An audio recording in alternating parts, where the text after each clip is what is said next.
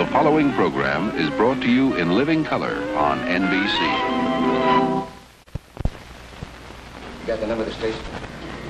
In this neighborhood? Well, don't forget now. I'll appreciate that. Oh. First 6 cops around the house. Oh, thanks. That's scary. Joe? You gonna be working the beat regular? For a while, anyway. So don't up and quit without letting me know, huh? Oh, I know when I got a good thing. The food's terrible, the hours are awful, and the neighborhood's dangerous. Some of us are just born winners. I was only kidding in that scene, of course, about born winners. But right now, I'd like to talk to you about some genuine winners. The new shows NBC will be bringing you this fall. I'm Lloyd Bridges, and what you just saw was a short scene from one of those new programs, Joe Forrester. I'm starring in it, and it's one of 9 brand new series on tap for the coming season. So let's get down to cases. Let's go right through the week, huh? Monday through Sunday, and see exactly what's going to make NBC's new season a super season. On Monday, viewers will do the impossible right off the bat. They'll be seeing The Invisible Man. Yep, the H.G. Wells classic now comes to the TV screen as a big weekly series. David McCallum stars as the scientist who discovers the secret of invisibility and then has to guard that secret from those who would use it for destruction. What is this, a gag? It's no gag. Go on, try it. What? Take the pen.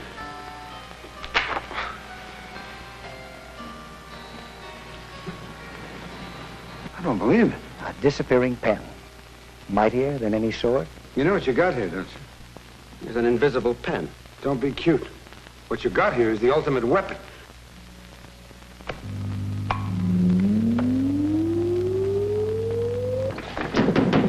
Dan! Dan! Dan! All right, break it down. Not a scientist going berserk, but a man who believes in the cause.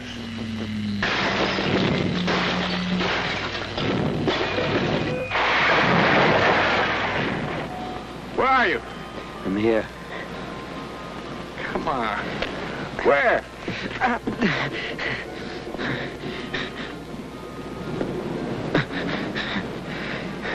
My God, Daniel, you did it. You know what I remember, Daniel? No, what? I remember you always saying you wanted to accomplish something that no one else had. Well, my friend, congratulations. Special effects, like nothing television has ever seen. Mm-hmm.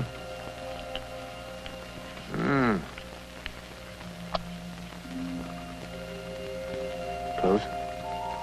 Open. That is great. Okay, close them.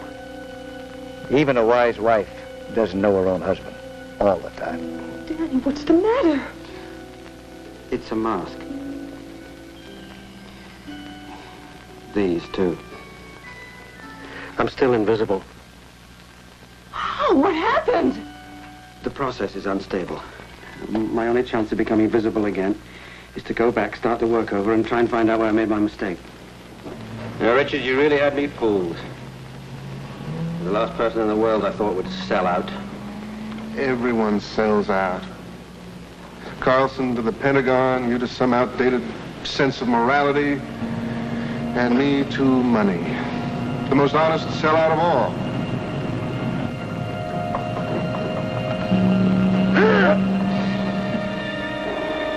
He's getting out!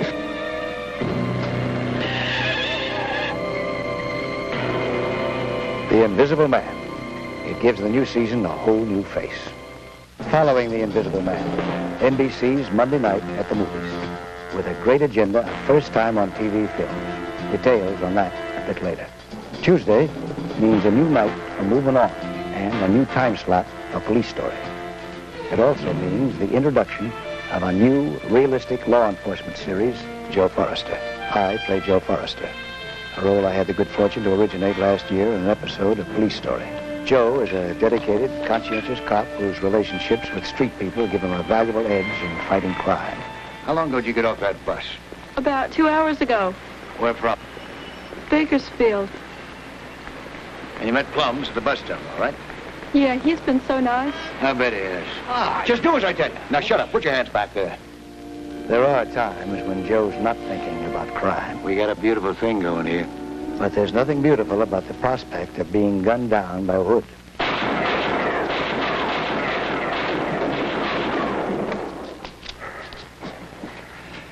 John, we don't think it was a random sniping. What are you getting at? We want to take you off the beat. No, damn it, no. Is it worth your life? The average armed robber goes a mile out of his way to avoid a cop, let alone kill one. That's a theory I'm not quite sure is true anymore. How can I ever face the people in my beat if I run away merely because some punk with a rifle takes a couple of shots at a blue uniform and a black and white?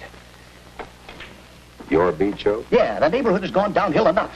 You gotta give me half a chance to build it up again. Your beat, huh? Tell me, what would the department do if it found out this guy you busted bought you a new shirt? Oh, listen, if a beat cop's gonna worry about what the department thinks, he'll never get any work done. The city's not gonna buy me a new shirt. He wrecked it, didn't he? Yeah, Well, then he's gonna have to come up with a 2640. And that doesn't mean that I won't bust him again if I have to. And he tears up another shirt. And he pays for another shirt. That's the beat.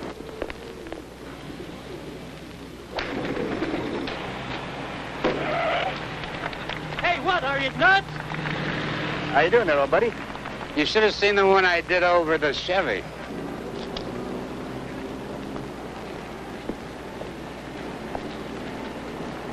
Mind if I give it a try? All right.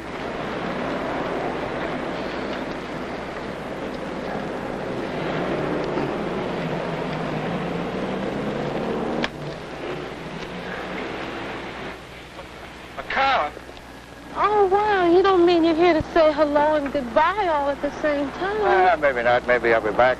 A lot of people around here seem to think that I'm needed. Kind of like the idea of having an officer in the beat. Gives them a feeling of security, they say. Hey, you know what? You promise us you try to get back here? Because if you don't, it'll be a damn shame. You made a difference. Joe Forrester, the kind of cop on the beat who really makes a difference. Comes Wednesday, an evening that begins and ends with hit shows that made their debuts last season. The night starts with Little House on the Prairie, the enormously successful series about a family of American pioneers. It finishes with Petrocelli. Petrocelli, the Eastern Law School graduate who brings his big city toughness and compassion to a town in the Southwest. In between these established favorites, a brand new, powerful drama series called Doctor's Hospital. A large modern hospital may look complex and impersonal, but in reality, it's a place where human emotions can be observed on their most revealing level. The chief neurosurgeon at this hospital is George Papard. He's just as tough and as able as he looks. Dr. Madison, do you realize that surgery on these lesions is difficult and subject to high risk? I do, sir. And you still recommend it? I do. So do I. Some differences of medical opinion are more than academic. Are you for real, Moresby? Do you intend to let that man open Hollander's head? Why not? I feel more than confident that you have some hand-picked resident who is eminently qualified to do the actual cutting under von Schulteis's supervision. You mean ghost surgery? I mean nothing of the kind. It's common practice. You yourself permit students to operate under your supervision. There's a considerable difference. I'm ready to step in case there's a problem. Who's going to step in for von Schulteis? How's his respiration? Seems to be satisfactory. His mother mentioned a recent viral infection. What can you tell me about it? Nothing. I'm afraid I haven't seen Mrs. Simon in some time. But you must have seen your son. Sorry, Jake. Now you know why I never joined the diplomatic corps. Every week I make myself a promise.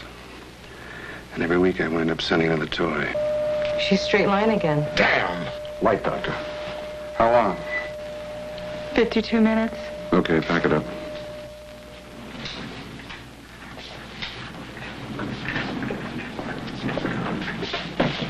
Whose little girl were you? I wonder if you have any idea what sort of reputation you command outside the walls of Lowell Memorial. I imagine I'm regarded as an opinionated, tactless, all-around pain in the butt. One way to put off an operation, hide the patient. Use your imagination. It's a big hospital. But you can bet your bippy they're going to turn upside down trying to find him. Now, where'd the last place be they check? Pediatrics ward. You got it. If anybody objects, tell them we ran out of bed space in ICU. Okay? Doctor, you'll pardon me for saying this, but aren't you putting your rear end in the ringer? Well, better my rear end in the ringer than a corpse on the autopsy table. You know, I always wondered what it was that was consuming and spending you. This is it, lady. Reschedule Dr. Hollander for surgery as soon as possible. See how soon you can book me a room. All right. In the meantime, if anybody wants me, I'm with my son. Oh, Dr. Goodwin, we all got the good word about David. God sure must have been looking. He does. Sometimes. Doctor's Hospital, with George Papard in the most demanding role of his career. Now, Thursday night on NBC will be truly unique. All of its programs are absolutely new, all 4 of them. And as the tasty antipasto for the whole evening, what could be more appropriate than the Montefusco? 3 generations of an Italian-American family gathering once a week under the same roof. Why should I worry you? Because you're the world's champion at that, Ma. Now, what is it? I mean, he doesn't drink that much. He doesn't gamble that much. He doesn't run around with... Ma, he doesn't... Frank, at his age, he hardly runs around with me. Ma, this ain't like he's got tickets to the Super Bowl. This is a terrible thing. All the more reason that you make believe that you know nothing about it. Make believe? Yes, so that when he tells us that he's dying, we can all act like it's a big surprise. Papa Montefusco, the patriarch who loves till it hurts. Muncie's here. Get out. Hey, Pop. Anybody invite Buck Rogers? I ain't taking it off until you promise not to hit me for being late, Pop. Did you hear that? A 25-year-old Casanova, and he's afraid his father's gonna hit him, huh? Hey, I thought you said you wanted to leave me. How can a dying man sit and eat like that in front of his whole family? Good. You asshole! I didn't want me to hurt you. Where there's a will, there's a nervous family. There will be no reading of the will. Very much. Actually, I think you should read it. Well, actually, like your father, I was thinking about the legal ramifications. It's got nothing to do with my desire for money. My collection of Enrico Caruso opera records and all my personal religious objects, such as my crucifix, my rosary beads, my full-color pictures of all the popes, will go to my daughter Angelina Sofia Montefusco. Holy. What do you say, Angelo? Watch for the albums? All right. You can have the beads and the pictures, too. Hey, wait a minute. Hey, Joe, I'll give you the fishing tackle for the wine press. Hey, you want the watch? You got it. You got the album. All right. Jimbo, you keep the beads, eh? You want the picture, Joe? You got it. And for the wine press, I've got a bowling ball and the bocce ball. No, Frank, I want to keep the bocce ball for the children. You got it. You got what? You got, he got, she got, my, what is this? Let's make a deal. Let's get this over with. Not another word out of anybody. Philomena's getting the money. Philomena is not getting the money. Hey, this is my will. That means it's the law. Good. After you're dead and you find out I'm not giving her the money, call a cop! There's never a menu and never a lull. That's the Montefuscos. And the laughs don't stop after dinner either, because that's when we meet Faye. Faye, played by the very talented Lee Grant, is a gal in her 40s whose marriage is broken up. Now she's trying to carve a new life for herself. That's not always easy, but when it's Faye, it's always funny. Thank you. Thank you. It was a wonderful weekend.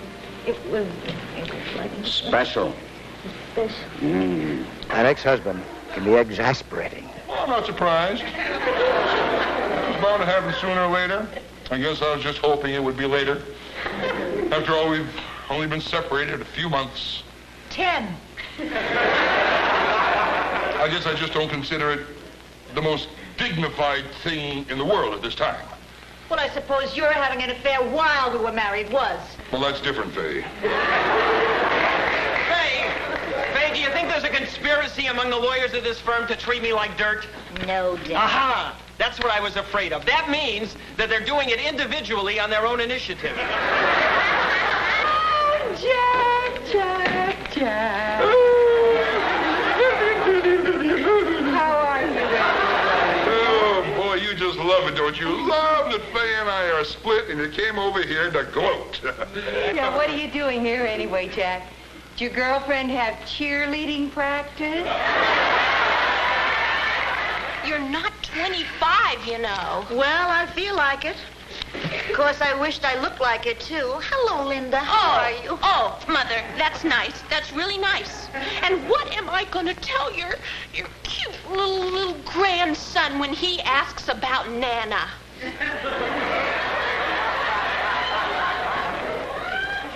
Tell him Nana's getting it on. Hi. Don't shut the door. This is my daughter, Linda, and my son-in-law, Elliot, who is just leaving. Now, okay, children, I understand that you have to go. I'm certain that Bill will, too, that Elliot, being a doctor, cannot call his life his own. When there's an emergency, there's an emergency. A facelift of his just fell. He has to go pick it up. Advice is not only cheap, it's overabundant. Look, Bill is considerate, good-looking, smart. Marry him. Don't marry him. Live together. I'd much rather own it than lease it.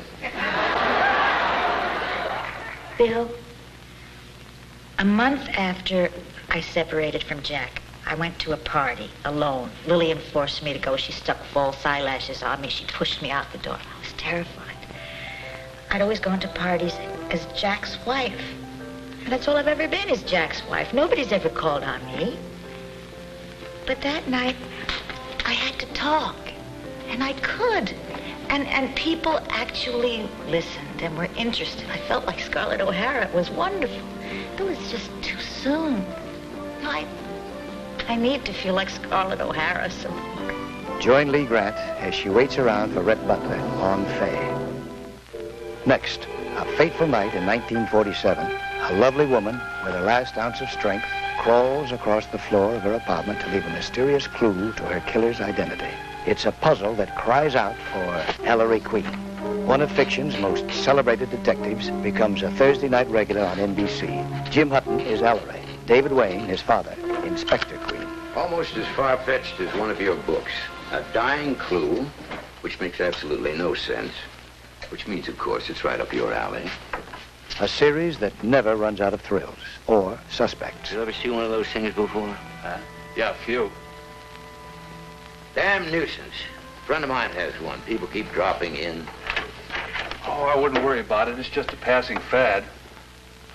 It's really very simple. I make it a point to be observant and to pay attention to details.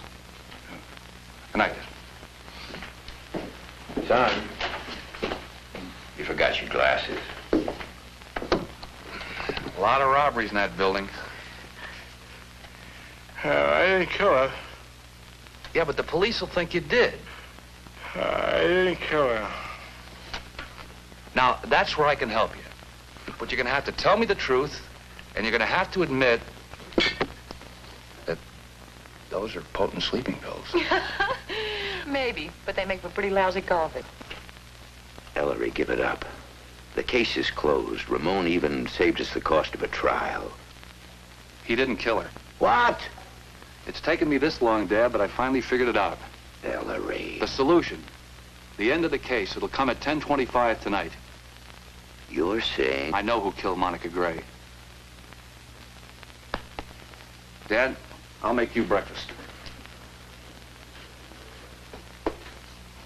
Do you know who killed Monica Gray? If you've been watching closely, you have all the information you need.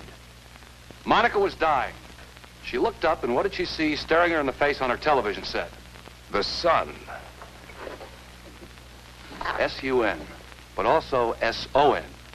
And remember, Monica liked word games. Simple process of elimination. Gail had no motive, so let's talk about the McKell family. Father, alibi. Mother, alibi. But son... No alibi. Out walking. That's why she pulled the plug on the clock.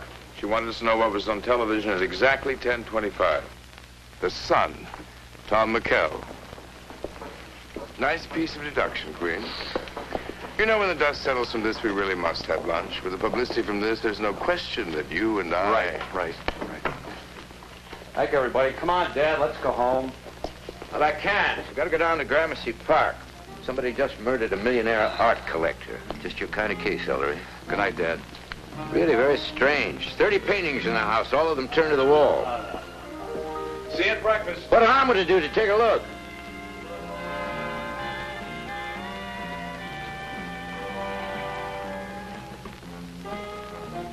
Did you say 30 paintings turned to the wall? Yeah. This season, match wits with the matchless Ellery Queen. The curtain closer on Thursday's all-new lineup, Medical Story, an anthology series, meaning a different cast and a different story each week, but each drama built around a provocative medical theme. The nuclear technician says she hasn't finished the series yet. No more tests today. She's exhausted. But Dr. Nolan said... If Dr. Nolan wants to order any more tests, he'll have to schedule them later. Lie down. Do you think... Quiet now. I want you to get some sleep. There's more than one kind of bedside manner. You're sentimental. I'm not sentimental. You're sentimental. If you can face your own mortality, then you are different than anybody I've ever met. What, Dr. Reber, okay, what do you think? Well, everything you've said is definitely correct, Vic. You want to be a very good doctor. Everything you do is by the book, and you're very careful. But I think if I were a patient and needed help, I'd prefer a doctor like Ducker here. Have you told Fritzie the real consequences of this operation? Did you tell her she may be going through the emotions of a woman of 45 at menopause at 22? Did you tell her this could affect her sex life? I'll tell you who's going to tell her. Nobody. Not even young anymore, you know? What are you talking about? You're 22 years old. Yeah, but it's like I'm an old person. Everyone treats me like I'm a delicate old lady. Just a very delicate, frail old lady. If it can make me young again, if it can give me my life again outside of the small, dark hospital room, then I'll do it. Honor among doctors? Not always. How do I know that Dr. Nolan isn't right? He's a good doctor. He has a good background. I haven't been deeply into all this, except for your analysis. I see. Yeah. We're all members of the same club. There are certain things that we don't do, even if a person's life is at stake. I can't justify leaving in a diseased organ like that. With the information we have around here, it'd be a tough dissection. Coker clamps. Nets. If we give her a high dosage of antibiotics and close, it's no disgrace to have taken a look and closed. Nets. What are you trying to say to us, Dr. Ducker? I'm trying to say to you that we took this young girl into surgery, Dr. Nolan and I. And we killed her. We should ask for your license. How dare you talk to me that way? Any of you. Who do you think you're talking to? Some nurse or some intern who doesn't know about anything? I know just what's been swept under the carpet around here. How many of you have never made out a prescription or ordered a lab test which would boost your fees, huh? How many of you have never performed an operation when there was no clear reason that it would do any good? All right, I'm fired. But I'm still going to be a doctor. And if I can't do it here, then I'll do it at a hospital not as good. And if I can't do it at a hospital not as good, then I'll find some other way. Maybe I'll be the kind of doctor that you wanted to be once. NBC's newest dramatic series, and it's going to make television history. Medical Story. On Friday, a glittering procession of 4 returning hits. Red Fox and Demond Wilson in Sanford and Son. Jack Albertson and Freddie Prinze in Chico and the Man. James Garner in The Rockford Files. And Angie Dickinson, Policewoman. Every one of them outstandingly popular this past season. And for good reason. Then the weekend gets underway with Jack Webb's tremendously popular action series, Emergency, followed by NBC's Saturday Night at the Movies. This season, on Saturday night and Monday night at the movies, NBC will be outdoing itself in its selection of hit motion pictures that have never before been seen on TV. Omar Sharif and Julie Christie in Dr. Zhivago, winner of 6 Academy Awards. Jack Lemmon and Catherine Deneuve, lovers in The April Fools, a movie version of Broadway's Tony Award-winning musical 1776. An all-star cast in The Last of Sheila, Barbara Streisand and George Siegel in The Owl and the Pussycat, plus John Wayne in Rio Lobo, Charles Bronson as the Stone Killer, and Burt Lancaster in The Midnight Man. Also prominent in the new schedule, NBC's world premiere movies like Dark Victory, Elizabeth Montgomery and Anthony Hopkins in a new 3-hour version of the romantic classic. Dr. Sam, George Peppard as the real-life doctor accused in his wife's murder. Widow, Michael Learned in the adaptation of the bestseller about a woman suddenly facing life alone. And The Silence, Richard Thomas in the true story of a West Point cadet's ordeal at the hands of his classmates. The world premiere movies are, of course, brand new feature films made expressly for TV. And the New Year's attractions look very impressive. On Sunday, The Wonderful World of Disney, as wonderful as ever, will open the evening at a new time. Also at a new time is Sunday Mystery Movie, which will present an exciting addition to the rotating roster of Columbo, McCloud, and Macmillan and Wife. The newcomer is McCoy, starring Tony Curtis. More about that one in a minute. But in between Disney and Mystery Movie, you'll be seeing the debut of another fine NBC series, Holdback. It stars Glenn Ford, Julie Harris, and a marvelous young actor named Lance Kerwin, who plays their 13-year-old son, Raimi. A small southern town in the early 1940s, and the preacher is Holdback. He's really not the hero type, but the right-thinking people in town and his family, especially his young son, will tell you Holdback is a very special man. Can I see that rifle, son?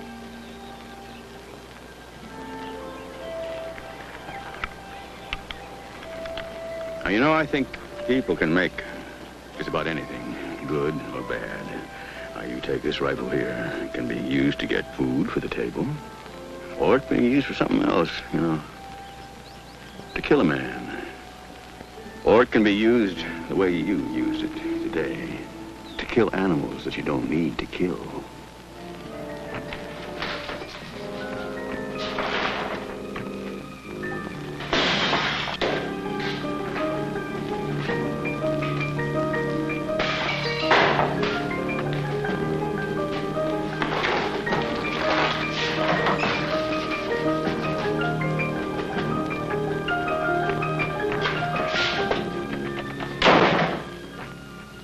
Occasionally, a dare comes very nicely packaged. I bet you're scared to touch me where I'm pointing. Look where.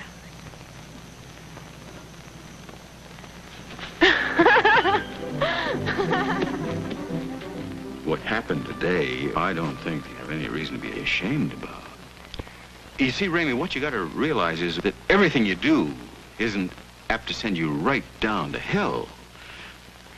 Suppose we get this milk in before we get in touch with your mom. How do you inspire faith when your own is so shaky? You know, all during that revival meeting, I felt like a fool. Here I was telling people they needed more faith when all they really needed was a good meal. You're giving them faith they need sorely. Hmm. Well, I tell you, I wish somebody had a little extra to give me. Raimi Holdback, a boy suddenly coming of age. Do you swear to tell the truth, the whole truth, and nothing but the truth, so help you God? I do.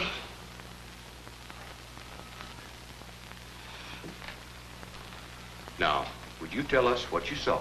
I saw Hog Yancey smash things up in Mr. Goodlow's store.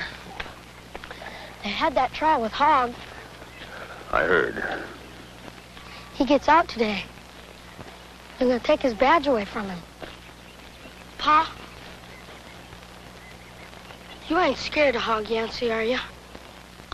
No, son. I ain't scared of Hog Yancey. Turning the other cheek, a noble idea, but not always practical. Well, now you get out, preacher. Oh, come on, I don't want to hurt you. Well, I don't aim to let you do that, Hog. Now, you get out. Pa? Hmm? I'm really obliged to you for doing what you done today. Talking to me the way you did. Well, I'm glad you told me, son. But I don't think there's anything that you and me and the Lord can't work out between us, you know. Holback, the father every kid wants. The father that young Ramey Holback has. Then, as we've said, comes NBC's Sunday mystery movie with this year's exciting edition, McCoy. Tony Curtis, one of Hollywood's most versatile stars, is McCoy, a lovable con man who spends half his life chasing the loan shark from his door. When? When what? When do I get my 30,000? When I get it.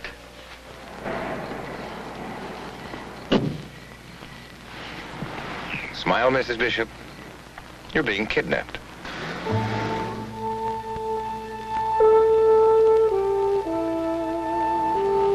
Well, now look at here. Look at the bag when she came out of the cellar. It was stuffed, full. What'd she have in it? Mice? What could it be? I give up. What's in it? I think it's the ransom money. Look, I've got a shot at a big score. You want in? How big? Very. I'm in. What's in it for you?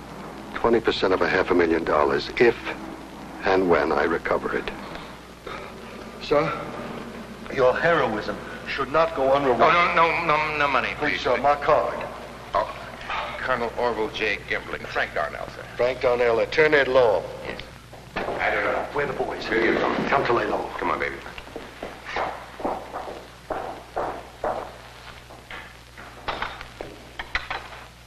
Yes. Mr. Peabody. Sir? I'm Jefferson Tate. I really didn't expect to find you here yet. I'm a bit early. I'd like to prowl around the property alone for a bit before I listen to a hard sell from a real estate agency. Wait in the car, Peter. I want to see the living room. Let me show you the billiard room first. Fine. Oh, don't let us disturb you. Please continue with your game. Do the servants go with the place? They're not servants, Mr. Tate. They're the neighbors. I think you're right, Mr. Peabody. This place is not for us. I have a house in Pasadena. Capitano. Buongiorno. I'm Commander Haversack.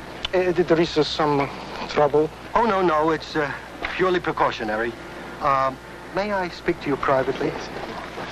Excuse us. I don't want the men to panic. But you see, there's been an outbreak of black leg on several of the tankers in the area. Black leg? Monotoxicosis, it's called. Excellent. Shall we meet at the City Bank? Safe Deposit Department 230? Mr. Darnell, I'll be there with my million. And I'll be there with my $500,000, Colonel. He bit. Well, what are you so gloomy about? I'm not gloomy, I'm just thoughtful. We have to come up with $1 million in cash in 1 hour. Miss Bishop. Well, put him back on the night shift. There's no... McCoy! Well, shall we begin? McCoy, I warned you the next time I caught you in this bank, I'd throw you out personally. McCoy? I thought his name was Gemberling. Is that what he told you? I'll probably resemble some local personality. Shut up, McCoy. Aren't you Mrs. C.J. Bishop? Yes. Yeah, and I'm her attorney. Now, what seems to be the problem here? What's in that drag? It's private and confidential. There's supposed to be $1 million in cash in there, and I'd like to see it. You said $1 million in cash, Mrs. Bishop? You crook. You creep. You swindlers. Take my advice and get yourself a good attorney. Come on, Come on, Brenda. Oh, I almost forgot. What? So McCoy survives another squeaker. Do me a favor, will you, McCoy? Will you hold on to it for a few hours? Oh, you can bet on it. Oh, I'll take some of that action. You're on. Good evening, gentlemen. Oh, a game of chance, I see. We have room for another hand, pal. Oh, thank you. Well, deal me in.